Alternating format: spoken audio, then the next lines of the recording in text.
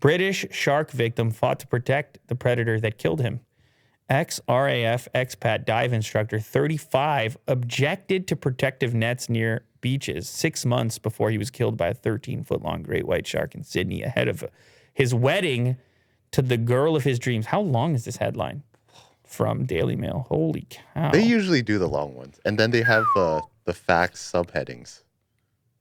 Bullet point subheadings. Oh, wow. The guy was 6'5", an experienced ocean swimmer, loved being in the water. He was 500 feet from the beach. Okay, so he was in Sydney, Australia, and I guess there was a proposal to put nets in place in order to stop sharks from getting super close to the beach. Right. He was a big shark guy and had resisted this idea, I guess, on a previous occasion. And for the record, this happens very rarely.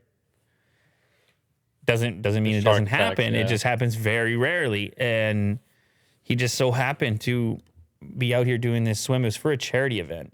And he was a former Royal Air Force engineer. And he was doing this long swim, which brought him all the way out there. And this, 13-foot shark obviously thought he was food. And he is to a shark. Well, usually no. Really? Usually no. Usually a shark encounter, as freaky as it is for the human, usually the shark is more interested in something like a seal or something along those lines. They can kind of, I don't know. I mean, it's effectively, the human body effectively works as food, if that's what you're suggesting. Yeah. But it is it's a kind of a foreign interaction for a shark. And most of the time, it doesn't go this way, is what I'm trying to tell you. Freaky.